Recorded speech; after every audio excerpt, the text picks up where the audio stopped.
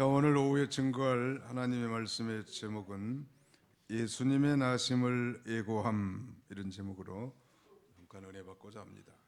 예수님의 나심을 예고함. 제목을 따라서 해봅시다. 예수님의 나심을 예고함. 예, 소위 마리아를 통해서 수태고지를 말씀하는 것입니다. 우리는 매주일 공예배 시마다 사도신경을 암송함으로 우리의 신앙을 하나님 앞에 고백하게 되는데, 이 사도신경이라고 하는 건 우리 그리스도인들, 예수를 구주로 믿고 구원받은 하나님의 자녀들이 무엇을 믿느냐에 대해서 우리가 사도신경을 외우고 고백함으로 바로 그 내용을 우리가 믿는다고 이렇게 고백하는데, 그 중에도 그의 아들 우리 주 예수 그리스도를 믿사오니 이는 성령으로 잉태하사 동정녀 마리아에게 나시고, 그렇게 암송하죠. 이 마리아라는 이름의 뜻은 존귀한 자, 그런 뜻인데요. 그녀는 이 다윗의 가문에 속한 모든 딸 중에서 진실로 존귀한 은혜를 받은 자가 됐습니다. 48절에 보시면 1장 48절에 그의 여종의 비천함을 돌아보셨습니다. 보라, 이제 후로는 만세 나를 복이 있다 일컬으려다. 마리아 창가에 나온 내용인데, 처녀로서 이 자신을 통해서 이제 날 말하자면 예수 그리스도를 잉태하게 될 것인데, 그 일로 인해서 자신은 만세에 나를 복이 있다 일컬으로다, 이렇게 고백하고 노래합니다. 마리아말로 이 만세에 모든 오고 오는 세대에 정말로 복이 있는 자이죠. 그 예수 그리스도의 이 탄생과 십자가에 죽으신 이후 장사 지내기까지, 그의 이 사역과 출생, 아니면 그의 이 죽음과 장사됨에 이르기까지 많은 사람들이 그 일에 쓰임 당하고 또 이용당한 예들이 많이 있죠. 가령 이 베스다 광야에서 오병이어를 주님 앞에 드려서 그 하나님 앞에 축사함으로 5,000명을 먹이고, 그 나머지 부스러기들이 12강주가 남은 이 놀라운 기적의 사건은 한 소년의 도시락을 예수님 앞에 드렸기 때문에 그 놀라운 기적이 일어났습니다. 아니, 예수님이 이제 공생애 최후에 저 예루살렘 성에 들어갈 때 어린 나귀 새끼를 타고 들어갔는데, 그 어린 나귀 새끼의 주인 쓰임 받게 됐다는 말. 예수님이 신방하고 이 전도의 경무에 시달릴 때마다 그는 점심 식사를 주로 아마 베다니의 마르다와 마리아 그리고 이 나사로의 집에 가서 음식을 들은 것 같은데, 귀하게 쓰임 받았죠. 나귀를 제공한 주인도 귀하게 쓰임 받았고, 뿐만 아니라 이제 그가 십자가에 달려 죽었는데 예수님의 이 시신을 장사할 무덤은 부자 아리마대 요셉이 자기가 죽으면 들어가려고 하는 돌무덤, 새 무덤에 들어갔는데, 예수님이 부활하셨으니까 그 무덤이야말로 예수님이 부활한 영광스러운 이름을 단 새로운 무덤을 다시 되돌려 받게 됐죠. 나귀 새끼도 예수님이 예루살렘에 들어간 다음에 다시 주인에게 돌려줬을 거고요. 아무튼 하나님 앞에 우리가 이 귀하게 쓰임 받는 것이 복 있는 자인데, 마리아야말로 처녀로서 자기의 태를 하나님 앞에 바쳐서 인류를 구원할 메시아를 양택했다고 하는 이 축복이야말로 본인이 고백한 것처럼 나를 만세에 복 있는 자로 일컬을 것이라고 할 만큼, 마리아는 그의 이름과 같이 존귀한 자고 복 있는 자가 된 것입니다. 이 당시에 유명한 제사장이나 서기관이나 장로의 딸도 아니고, 또 종교의 중심지인 예루살렘에서 사는 세련된 처녀도 아니고, 이 이방 땅처럼 여겨진 이 갈릴리 나사렛의 지극히 평범하고 소박한, 그것도 요셉과 정혼한, 요셉과 약혼한 이 마리아를 하나님께서 선택해서 이 구세주를 탄생하게 하신 것입니다. 예수님의 나심을 예고함. 오늘 본문의 이 세 가지 관점에서 말씀을 증거하고자 합니다. 첫 번째는 마리아에게 천사가 찾아가서 인사함. 26절로 30절. 마리아에게 가브리엘 천사가 찾아가서 이제 인사한 내용이고요. 두 번째는 잉태 예고를 받음. 30절로 37절까지. 즉 천사로부터 잉태 예고를 받게 됩니다. 그리고 마지막 이 세 번째는 마리아의 순종. 38절. 이렇게 세 부분으로 나누고자 합니다. 마리아에게 천사가 찾아가서 인사하고 잉태 예고를 받은 다음에 이제 마리아가 순종한 내용으로 이렇게 마무리되어 있습니다. 구체적으로 좀 살펴보려고 합니다. 마리아에게 천사가 찾아가서 인사합니다. 여기 26절을 보실까요? 26절. 여섯째 달에, 여섯째 달이라고 하는 것은 뭘 의미할까요? 그러니까 세례 요한이 잉태한 후 여섯째 달에, 그런 말이. 그러니까 세례 요한은 예수 그리스도의 길잡이와 선구자로서 예수님보다 6개월 먼저 혜성처럼 태어나서 예수님의 길을 예비하고 어느 한순간에 헤롯에게 이제 목배임을 당하 순교를 당하게 됩니다. 위대한 그 순교의 제물이 된 것이죠. 마리아에게 천사가 찾아가서 인사한 내용인데요. 자, 26절 다시 보십시오. 여섯째 달에 천사 가브리엘이 하나님의 보내심을 받아 갈릴리 나사렛이라는 동네에 가서 다윗의 자손 요셉이라는 사람과 약혼한 처녀에게 이르니 그 처녀의 이름은 마리아라. 그에게 들어가 이르되 은혜를 받은 자여 평안할지어다. 주께서 너와 함께 하시도다. 처녀가 그 말을 듣고 놀라 이런 인사가 어찌민가 생각하며 천사가 이르되 마리아여 무서워하지 말라. 내가 하나님께 은혜를 입었느니라. 구약성경 이사야 7장 14절에는 보라 처녀가 잉태하여 아들 낳을 것이요 그 이름을 임마누엘이라 하리라 그랬는데요. 그 예언대로 지금 가브리엘 천사가 마리아에게 찾아갑니다. 엘사벳이 수태한 지 6개월이 된 때인데 이 가브리엘 천사가 하나님의 보내심을 받아서 이 나사렛 동네에 가서 마리아에게 이 기쁜 소식을 전해줬단 말이에요. 이 가브리엘 천사가 호화롭고 화려한 대도시를 찾아간 것이 아니라 보잘것없는 외진 마을 갈릴리 나사렛으로 마리아를 찾아가는 거예요. 참 특별한 것이죠. 그런데 이 마리아는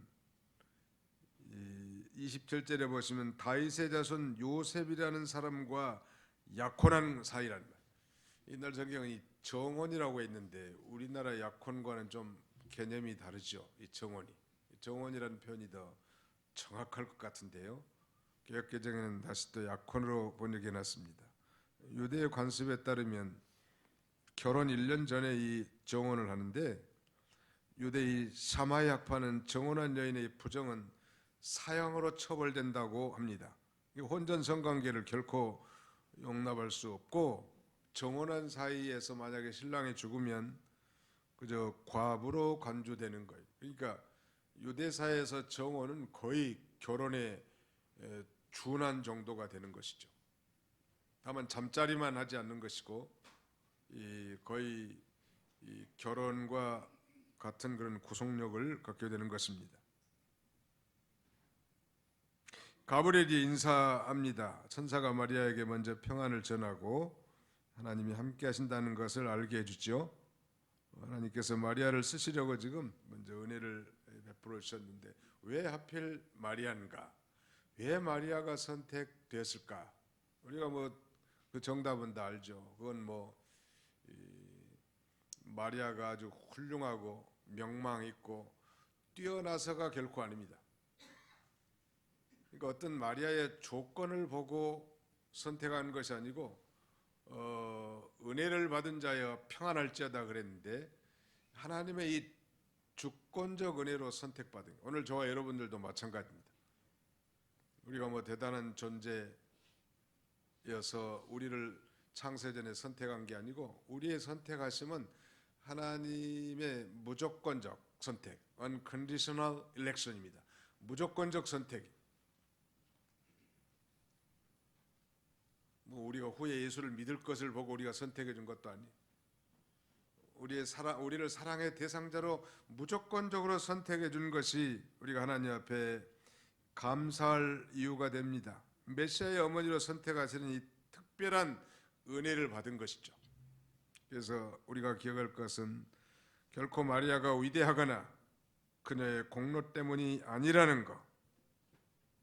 하나님의 무조건적인 선택으로 그녀가 축복의 여인이 된 것인데요. 그럼에도 불구하고 마리아에게는 칭찬받을 만한 그런 덕성과 믿음이 있었죠. 아주 뭐 우리가 다 읽어봤지만 얼마나 겸손히 마리아만큼 이 순결하고 동정녀, 순결을 지키고 또 겸손한 여인, 또 그 믿음으로 말미암아 순종하는 그 자세, 이거야말로 하나님이 정말, 하나님이 실수하는 법이 없죠. 하나님이 인류를 구원할 메시아의 어머니로서 선택을 해야 되겠는데 지구촌을 아마 다 두루두루 살펴서 하나님이 마리아를 선택한 거예요. 선택의 어떤 그녀의 공로나 위대함이 아니지만 하나님의 무조건적인 선택이고 절대적 주권적 은혜지만 그런 선택받은 마리아를 오늘 본문에 보니까 그렇게 겸손하고 그렇게 순결하고 그렇게 순종적이고 그렇게 믿음 있는 여인이 또 있을까봐, 지구촌에 있을까 할 정도로 아주 탁월한 면이 있다는 거예요. 그런 면에서 우리가 참 하나님 앞에 선택받은 것에 대해서 감사해요. 오늘 저와 여러분들은 이제 하늘의 신령한 축복을 주시기 위해서 창세전에 예수님 안에서 우리를 선택해 놓은 거예요. 하나님의 선택은 무조건적 선택이라는 거예요. 감사해요, 감사하네요. 하나님이 선택한 사람만 예수를 믿고 복음이 믿어지고 성령을 받게 돼 있는 거예요. 영생 얻기로 작정된 자는 다 믿더라 하는 말과 같은 말인데, 만약에 선택되지 않은 불택자라면 가룟 유다와 같이 예수님의 12 제자에 포함돼서 그 전도의 직무에 참여했지만 그러나 결국 버림받잖아요. 오늘 후대 교역자들이라든지 교회 중직자들 가운데도 교회 나와서 열심히 봉사하고 직분을 가졌지만 불택자가 있을 수 있음을 경고하는 거예요. 우리가 알 수는 없지만 그는 결국 천국이 아니라 저 불과 유황이 들끓는 지옥에 떨어질 그런 비참한 존재. 예수님이 가룟 유다를 향해서 너는 차라리 나지 않았으면 더 좋을 뻔하였다 이렇게 말합니다. 그러면서도 예수님은 자기를 배반하는 그 가룟 유다를 끝까지 사랑해 주긴 하죠. 택함 받았다는 게 감사하는 거예요. 뭐 겁낼 건 없어요. 예수님이 진정으로 자신의 구주로 믿어진 사람은 택함 받은 줄 믿으시기 바랍니다.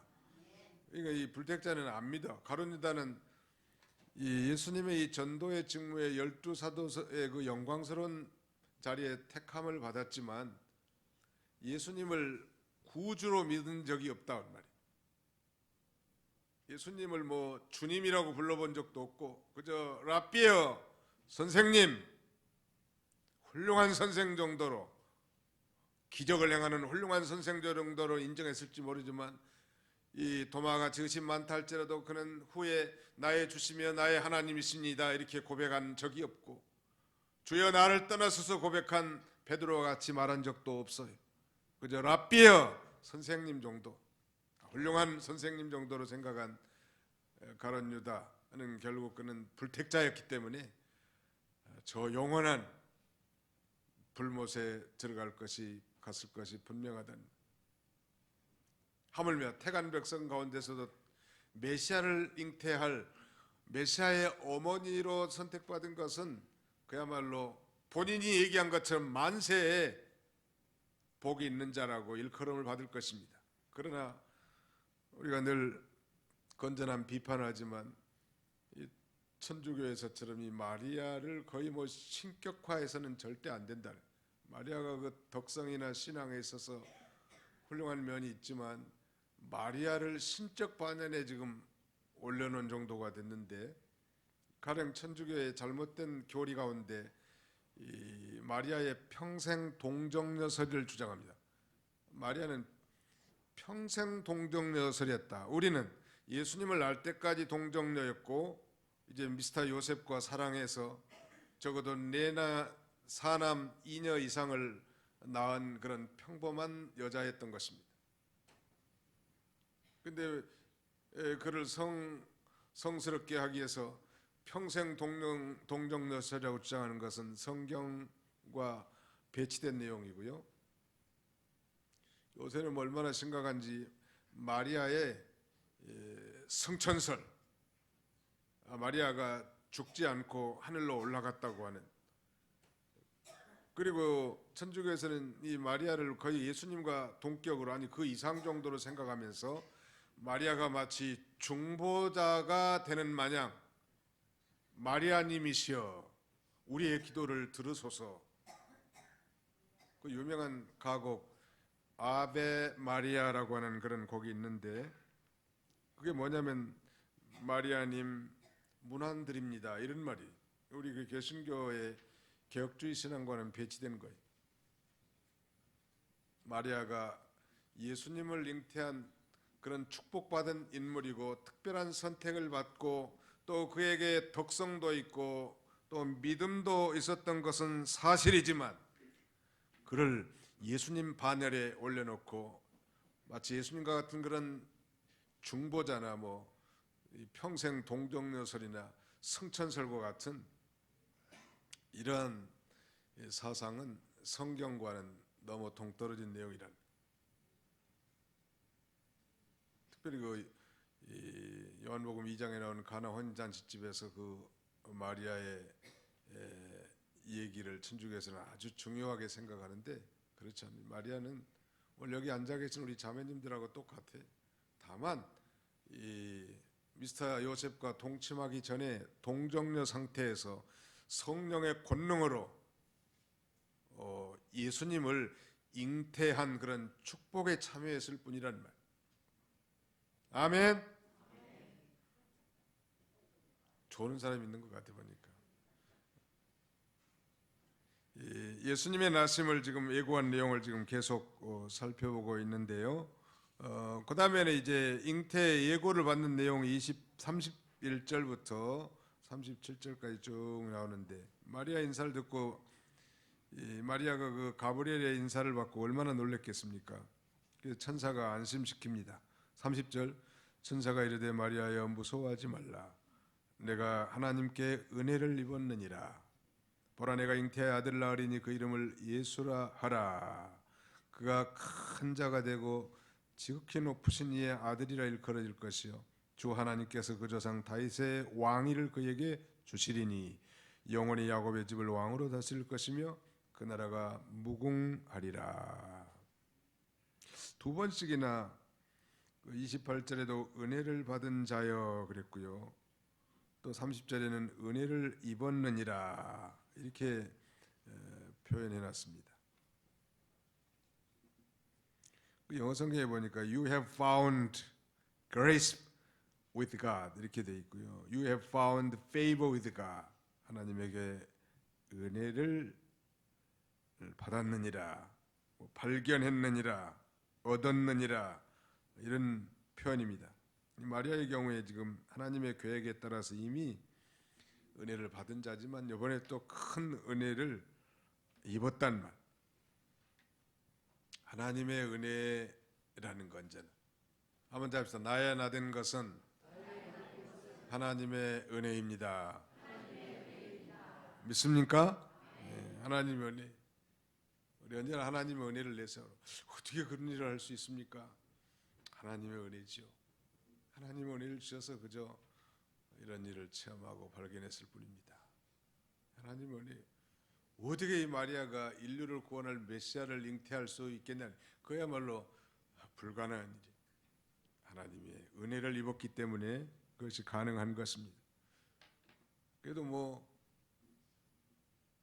참 하나님이 하시는 일은 상상할 수 없을 만큼 신비스럽죠. 마리아와 요셉은 분명히 정혼한 사이야. 잠만 자지 않아서 동침만 하지 않은 사이지만 결혼과 같은 그런 구속력이 있다고 그랬습니다. 그런 이 처녀 마리아에게 인류를 구원할 메시아를 태어나게 하신 것이죠. 왜 그랬을까? 알 수는 없지만 그래도 이 마리아에게 믿음이 있었던 거예요. 믿음. 또 마리아와 정혼한 미스터 요셉도 믿음이 상당히 좋은 것 같아요. 저 같으면 도저히 용납 못할 텐데 말이죠. 생각해봐요. 자기하고 동침하지도 않는 이 마리아가 말이죠. 어느 날 임신했고 배가 불러오는데 그걸 용납할 남자가 있을까요? 없을까요?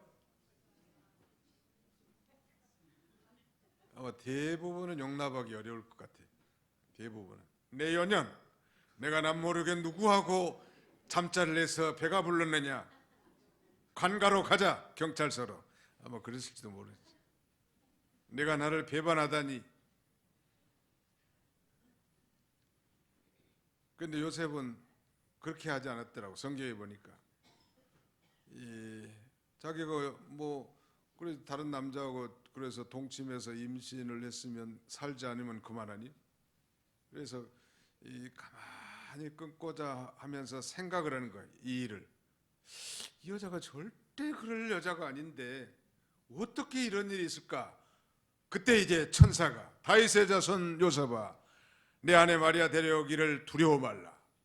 그가 잉태한 것은 성령으로 된 것이니 라고 이제 마리아가 어떻게 잉태됐는지를 알려주는.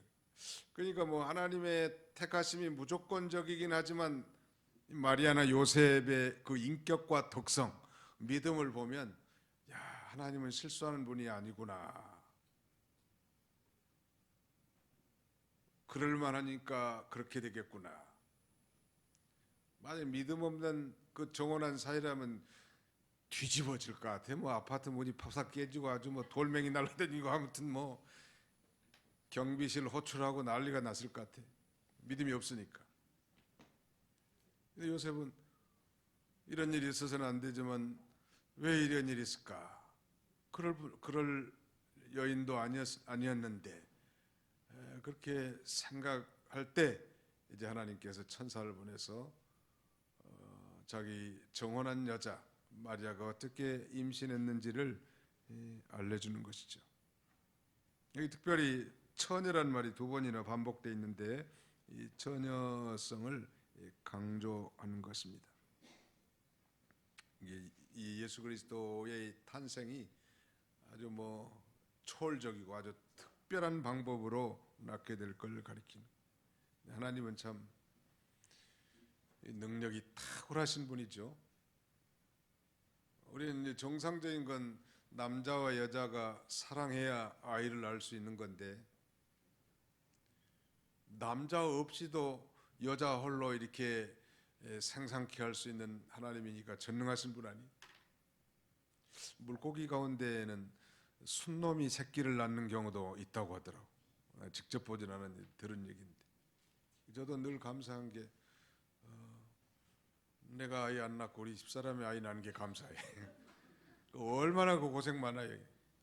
내가 이 신발을 신을 다시 신을까 못 신을까 할 만큼 그 출산하는 고통이 심한데 대신 남자들은 군대 가서 좀 뺑뺑이 좀 팍팍 돌잖아요. 그 대신 아이 낳지 않지만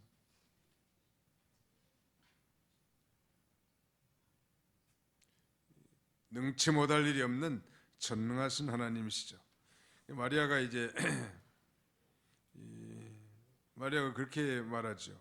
어떻게 이런 일이 있을 수 있습니까? 몇 절이?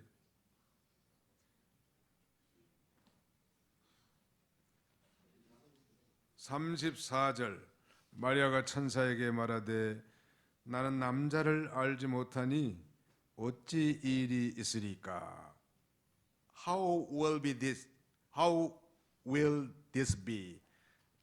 Mary asked the angel, since I am a virgin. 나는 처녀인데 어떻게 이런 일이 일어날 수 있습니까? 이 남자를 알지 못한다. 남자를 알지 못한다는 것은 이 남자와 동침하지 않았다 이 말이. 알다는 단어가 중요하다고 그랬죠. 이 알다는 단어는 히브리 말로 야다라고 합니다. 야다, 알다. 이게 이제 헬라어로 번역된 건 이 기노스코라고 하는 알다는 말이고, 영어로는 단순히 know라는 동사를 쓰는데, 그러니까 내가 남자를 알지 못한다 이 말은 나는 남자와 상관하지 않았다. 나는 남자와 동침하지 않았는데 어떻게 이런 일이 생길 수 있습니까? 이렇게 지금 마리아가 물어본 거예요. 그때 천사가 대답해 주죠. 35절. 천사가 대답하여 이르되 성령이 내게 임하시고 지극히 높으신 이의 능력이 너를 덮으시리니 이러므로 나실 바 거룩한 이는 하나님의 아들이라 일컬어지리라.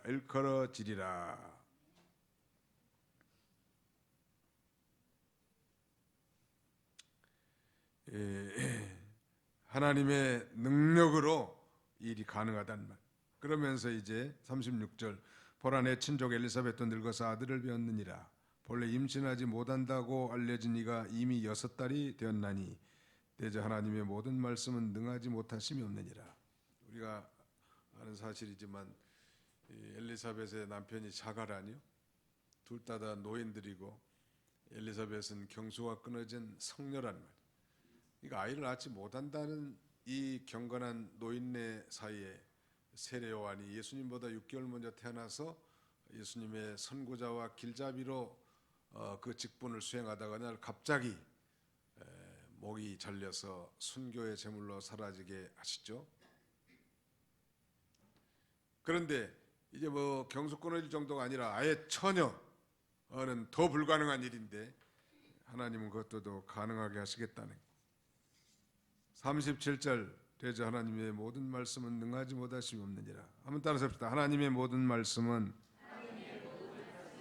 능하지 못하심이 없습니다. Nothing will be impossible. 어떤 것도 불가능이 없습니다. With God, 하나님에게는. 하나님은 불가능이 없어요. 하나님이 함께 하시면 불가능이 없어요. 믿으시기 바랍니다. 하나님이 내 인생에 개입하셔서 하나님이 함께 하신다면 우리 인생의 진로가 다 형통하리라고 확신합니다. 그래서 마리아에게 이제 성령으로 잉태하겠다는, 사내를 알지 못한 이 마리아에게.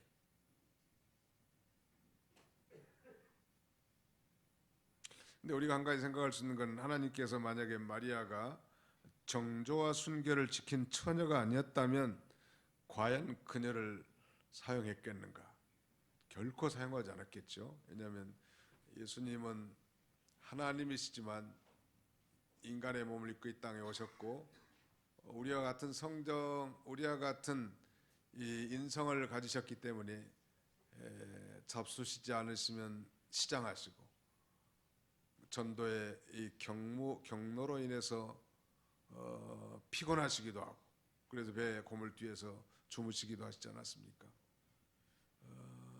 그러나 예수님은 죄가 없으시다고 했기 때문에 죄 없이 오실 예수님이기 때문에 우리가 뭐 무조건적 선택이지만 그러나 선택된 그 사람을 보니까 그럴 만한 믿음과 정절과 순결을 가지고 있었더라는 것.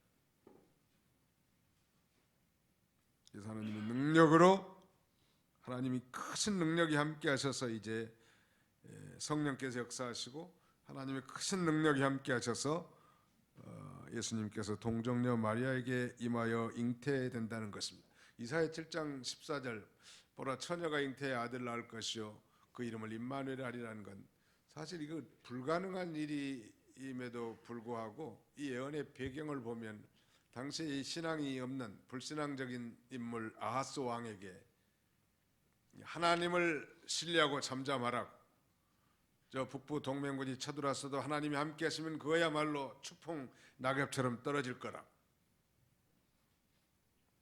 근데 뭐 삼림의 바람이 흔들린 것처럼 이스라엘과 아람 동맹군이 쳐들어오니까 왕 아하스는 벌벌 떤단 말이에요. 그 선지자가 와가지고 제발 벌벌 떨지 말고 믿으라고, 하나님께 능치 못할 일이 있겠냐고, 하나님이 함께 해줄 거니까 믿으라고 해도 못 믿어. 믿음이 없으니까.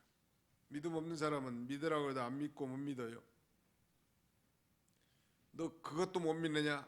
내가 장차 저 처녀에게 이 아들을 낳게 할 이 놀라운 역사가 있게 될 것이다. 그래서 하나님 우리와 함께 계실 텐데 하나님이 너와 함께 계실 줄을 믿지 못하느냐? 이런 이 불가능한 일도 앞으로 있을 것이라고 하면서 이제 예수 그리스도의 동정녀 마리아 탄생에 대한 예언이 거기서 나오는 거예요. 하나님은 능치 못할 일이 없다는 거. 마리아가 순종하는지 마지막 절 한번 같이 읽어봅시다. 마지막 절 38절입니다. 시작. 마리아가 이르되 주의 여정이오니 말씀대로 내게 이루어지이다 하며 천사가 떠나가니라. 이거 보면 마리아의 순종인데, 마리아가 겸손히 하나님께 자기 몸과 생명을 맡겼는데 이거 쉬운 일이 아닙니다. 왜 쉬운 일이 아닌가 하면 당시에 약혼한 정혼한 처녀가 잉태하면 그 돌로 쳐죽임 당하는 소위 돌처형의 시대예요. 만약에 요셉이 그렇게 만약에 했으면 돌 맞아 죽을 수밖에 없는 그런 처지인데, 마리아는 주의 여종이오니 말씀대로 내게 이루어지다. 옛날 성경에는 주의 계집종이오니 말씀대로 이루어지이다 이렇게 표현했는데 참 대단한 그 믿음이죠. 계집종, 이 둘로스라는 말이 노예인데 계집종은 둘레라고 합니다. 그러니까 아예 종도 보통 서번트가 아니라 슬레이브 같은, 그야말로 자주권과 소유권과 주권이 없는 그런 여종인데 주님의 말씀대로 이루어지길 원합니다 하는 아주 이 겸손과 순종의 아주 대명사와 같은 그런 대답을 하는 거예요. 우리도 주의 여종이오니 말씀대로 이루어지이다, 하나님의 뜻이면 순종하겠습니다 하는 그런 귀한 믿음을 가져야 되겠습니다. 성탄을 맞는 마리아의 자세라고 한다면 겸손의 자세, 또 믿음의 자세, 순종의 자세, 헌신의 자세, 또 뒤에 가보면 찬송의 자세, 이게 이 성탄을 받는 마리아의 자세라고 한다면 우리도 성탄절 앞두고 우리도 이 겸손의 자세, 믿음의 자세, 순종의 자세, 헌신의 자세, 찬양, 찬송의 자세, 이런 그 덕목들이 우리가 성탄을 맞는 이 자세라고 할 수 있을 것입니다. 바로 예수가 이제 잉태된 거예요. 아들 낳으리니 이름을 예수라 하라. 이는 자기 백성을 저희 죄에서 구원할 자이십니다. 만고만대의 택한 백성들의 모든 죄를 사해 주시기 위해서 바로 예수님께서 이 신성과 인성, 즉 양성을 입고 오신 거예요. 왜 그랬을까? 예수님은 성령으로 잉태됐으니까 참 하나님이시죠. 또 마리아에게서 태어났으니까 참 인간이고, 그리고 우리를 구원해로 주신 구세주인데 왜 이 양생을 지녀야 했을까? 하나님이셔야만 인간의 죄를 용서할 수 있기 때문에, 인간이어야만, 또 죄가 없는 자라야만 죄를 대속할 수 있고, 인간이라야 인간의 죄를 대신할 수 있기 때문에 예수님께서는 하나님이시지만 인간의 몸을 입고 이렇게 양성을 가지시고 이 땅에 태어나신 거죠. 그날이 바로 성탄절. 이런 이 성탄을 이제 마리아에게 예고했는데 뭐 시간 관계상 살펴볼 수는 없지만 이제 뒤에 46절부터 1장 46절부터 56절까지는 마리아가 이제 찬가를 부릅니다. 내 영혼이 주를 찬양하며 내 마음이 하나님 내 구주를 기뻐하였음은 하면서 자신을 통해서 정말 인류를 구원할 메시아가 탄생할 것을 예고받으니 마리아가 너무너무 기쁘고 즐거워서 이제 49절에 보면 능하신 이가 큰 일을 내게 행하셨으니 그 이름이 거룩하시며 긍휼하심이 두려워하는 자에게 대대로 이르리로다 라고 말하고 조상 아브라함과 약속한 것이 바로 자신의 몸에서 태어날 것을 확신하고 감사하면서 이렇게 영광을 돌리는 것입니다. 오늘 예수님의 나심이 예고된 내용을 이제 살펴봤는데요. 우리가 이 배울 것은 뭘까?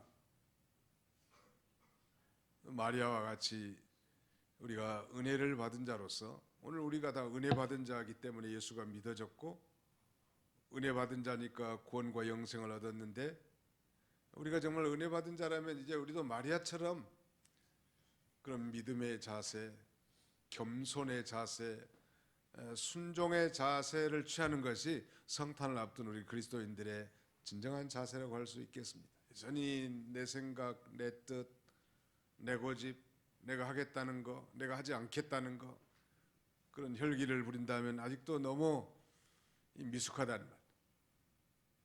정말 은혜를 받았습니까? 그렇다면 마리아처럼 겸손한 자세, 마리아처럼 믿음의 자세, 마리아처럼 순종의 자세를 취하는 복된 성탄이 다 되시기를 주님의 이름으로 축원합니다. 기도하겠습니다. 살아계신 우리 아버지 하나님께서 오늘도 새벽부터 이 시간까지 예배를 통하여 하나님께 영광 돌리게 하심을 진심으로 감사하옵고 감사를 드립니다. 안나는 결혼해서 7년 동안 부부 생활했지만 남편의 이 소천으로 말미암아 무려 수십 년간을 홀로 살면서도 그는 성전 생활과 이 또 금식을 포함한 기도 생활을 통하여 예루살렘의 이 속량을 소망했다고 했습니다. 자비로우신 하나님, 오늘 이 시대는 그야말로 예수님의 재림이 가까운 시대가 됐는데 모두가 다 타락해서 세상으로 향하고 돈으로 향하고 보이는 것에 다 탐닉하는 이런 시대가 됐지만 안나와 같이 또 마리아와 같이 우리가 하나님의 은혜를 받은 자인 줄 알고 또 우리의 이 좌소, 우리의 위치가 어떤 위치인가를 깨달아서 늘 구원의 감격 속에서 살게 해주시고 늘 주님과 동행하며 다시 오실 예수 그리스도의 재림을 사모하며 기다리는 저희 모두가 다 되게 해주시기를 원합니다. 마리아와 같이 참으로 주의 계집종이 아니 말씀대로 이루어지이다. 인간적인 이해감으로는 도저히 이해할 수는 없지만 주의 뜻이면 어떠한 희생을 감수하고라도 하나님의 뜻이 이루어질 것을 믿고 바라고 감사하며 찬양했던 것처럼 우리도 이런 성숙한 믿음으로 남은 생애를 살아가도록 하나님이 축복해 주시옵소서. 예수님의 이름으로 기도하옵나이다. 아멘.